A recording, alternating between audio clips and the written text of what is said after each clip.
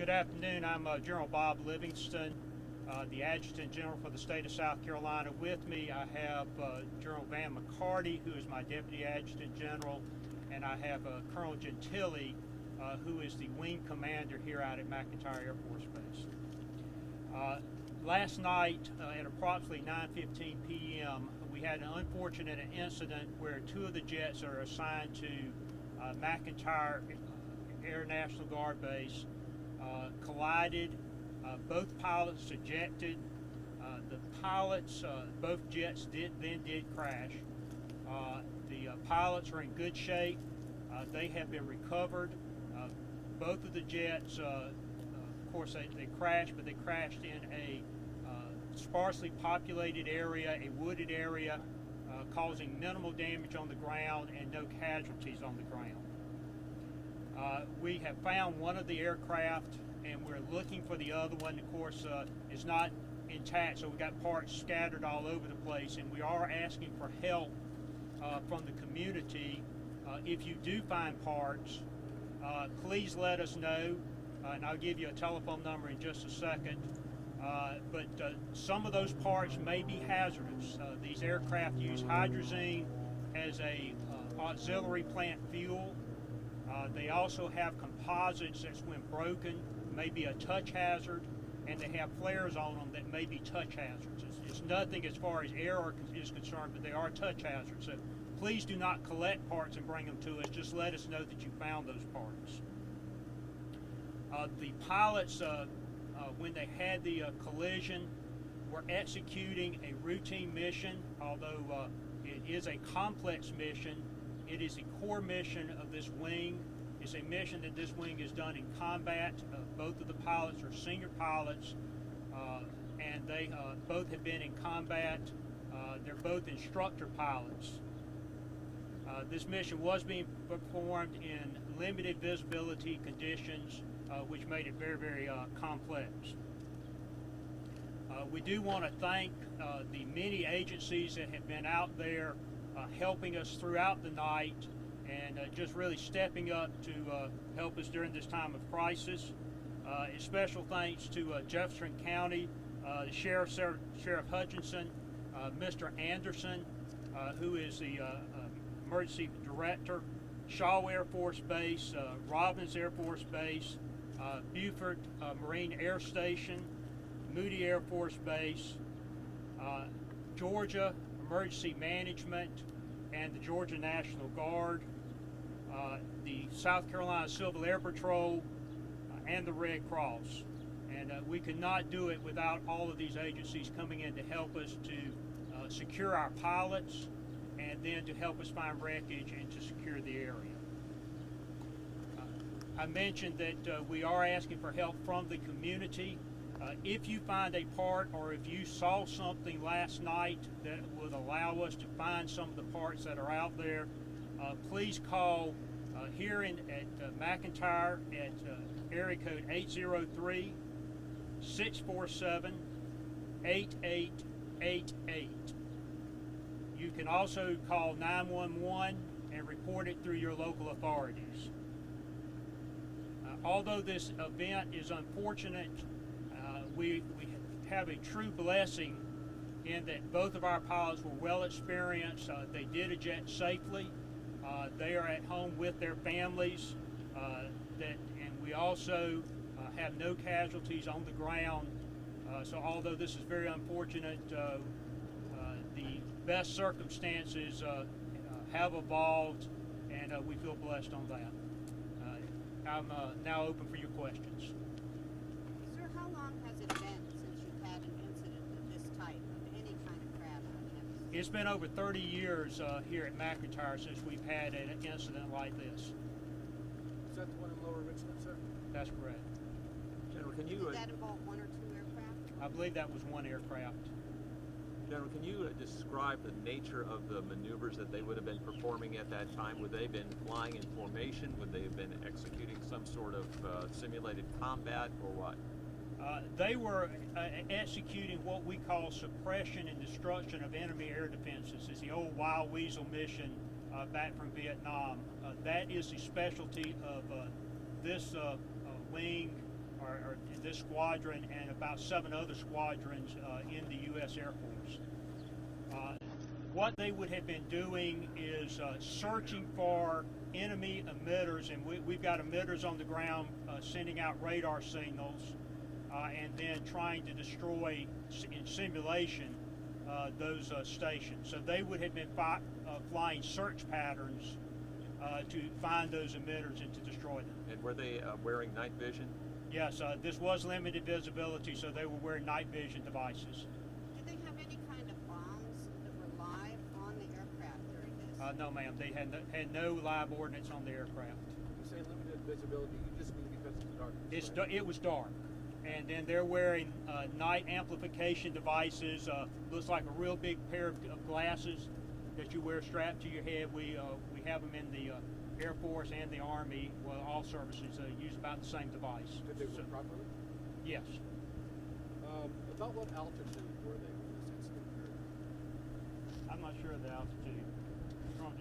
Sir, right now, that's pending the investigation. Okay, So we're looking at that's all pending the those. investigation. And I will say we have a preliminary investigation board on the ground. They are preserving evidence, pulling records. They will not conduct their own investigation. That is, we'll get an investigation from the Air Force that will be appointed separate from McEntire. And that process will probably start about 3 or 4 days from now. And it'll take quite a while. It's a very methodical process, and we will find out exactly what happened and be able to make provisions to keep something like this from happening in the future. Can you say at what airspeed they were flying? I do not know. And if you haven't found the second crash site yet, that's correct? That's Does correct. that mean you don't have the equivalent of a black box that civilian airliners that people are more aware of to tell you where something was found? We do have flight recorders that will give us information about the attitude of the aircraft. We'll also have voice recorders. I do not think they have beacons on them. So just in the seat, in the ejection seat. The so we know ejection as seat soon as has the pilot's it, out. so we can find the pilot. But the boxes themselves, we do have a similar equivalent, but it's not, doesn't have a beacon on it. General, it doesn't sound like the initial contact or the contact would have been catastrophic enough to destroy the aircraft in the air. So because both pilots were able to successfully eject, did they just touch wings? Did they just barely make contact? Do you know anything about that at this point? We're not speculating on that right now. You know, obviously there are people talking, but we need to let the investigation go at a very measured pace to get that right. So we're not speculating at this time. What's the price tag on one of these aircraft? Well, sir, back in when we purchased them in the 90s, General, it can you was step in up the microphone, low please? 30s, 32-ish. Oh. So when they were purchased, they were in the a little over $30 million, 30 to 32. Today's dollars, I'm not exactly sure what that current amount is. And will they be replaced? That is unknown at this time. General, you came back from the aircraft. You flew over the site. Can you tell us what you saw down there and what your interpretation is? Yes, so that was one of our purposes this morning after this morning's press meeting was to take the UH-60 down from the South Carolina National Guard. We went over and landed on site and was able to fly over the first wreckage we have located. It is about a 50 yard square. There's about 10 large trees that are burned. There's a plowed out area in the center. There's not very many large pieces. There's part of a wing and part of a fuselage, and that's about it. It is in a very densely populated area. We have cordoned off the area. I'm sorry. Thank you. I misspoke. Densely treed. Yeah, there's very, very little population out there. And the Jefferson County Sheriff and his personnel, the emergency management folks have been tremendous. The response out there has been wonderful. We appreciate. Couldn't have done it without them. They had different civilians, individuals came up to us that had found one of the pilots and helped return him to the sheriff's deputies, and so we greatly appreciated that. We also were able to get them transported to the hospital fairly quickly to be assessed, and they are in great shape. Now we're concerned about locating the second wreckage site. Did you say that they were able to walk away from these ejections, or They what were. happened They with were the able to walk parachute away. ground? They were. And did one of them walk up to a farmhouse? Was there something, someone? We're still getting that data. We've heard some of the same stuff, but nothing confirmed yet. That was what one of the individuals told us today. So we're waiting. That'll be part of the investigation. But yeah, that was my understanding. One of them made contact and the other was found. Were these aircraft the single? Sorry? Do both pilots live in the area, or are they local to this Richland County? They are. They're South Carolina National Guardsmen. Yeah, that's correct. Were these the single seat version? They were the C models. So you see some two-seaters down at one end there. These were the C model Block 52 F-16s. So those are the newest of the F-16s. These were 93-year models. And so that is the newest we have in the F-16 category for the Air Force. And they do, as the General said, they do specialize in the suppression and destruction of enemy air defenses, as well as our last couple deployments have all been to the Middle East.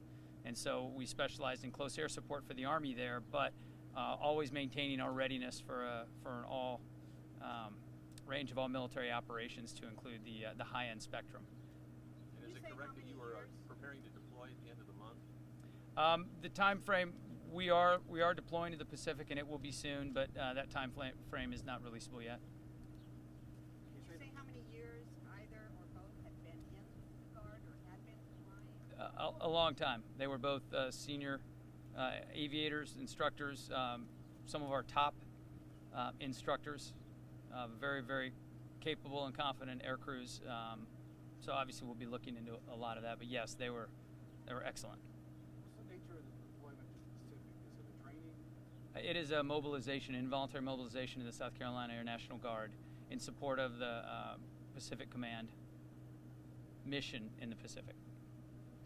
More will be following as we get closer to that. And when did you say that was going to happen, sir? It will be Be this summer. this summer. Thank you, sir. Flight operations this weekend? Our plan is to do that. We'll get the jets back in the air at the end of the week. We have a busy drill weekend this weekend, so it's essential. This is our final prep weekend, so we really need to spend some time. And we will approach that as our pilots and maintainers are ready. So we're doing meetings today. We're doing safety analysis. We're reviewing our procedures and processes, and taking stock of where we are and moving forward. But I'm very confident in the capabilities of our airmen, our maintainers in this wing. Can you give us a round number of about how many people would be expected to deploy in a movement like that? It's going to depend on where you're going in what direction. It could be anywhere from 350 down to about 280, but it could, it's going to be somewhere in there, and we're working through that. How many combined years of flying do two pilots have? A lot. I know that's not the answer you want. I would say over 30 combined. They were both lieutenant colonels, or they are lieutenant colonels. Yes. So they are very seasoned.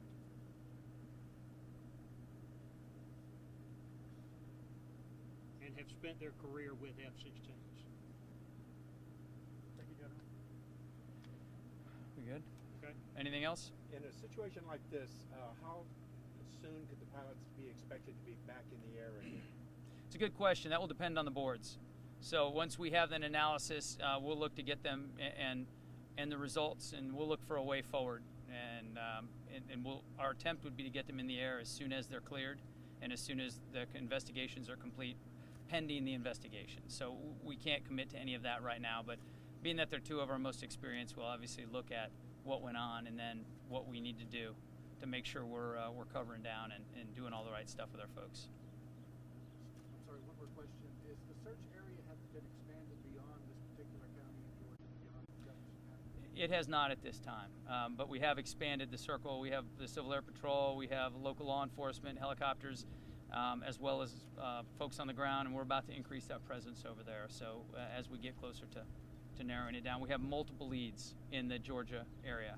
So lots of information's come in. It's just we haven't had the personnel at the time right now to get to all those sites where have been reported loud noises and explosions last night about 9:15 And when did the pilots return to base here? this morning. Is the correct name for this location the Bulldog Military Operations Airspace? Correct. We say military operating area.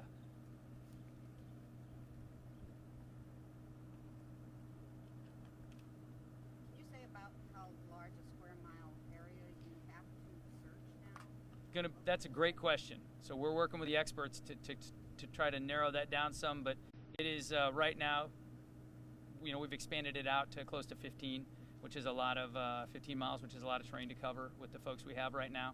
But we've got some leads. 15 by 15. Yes, that's correct. So, but again, we're focused on a couple areas right now based on leads.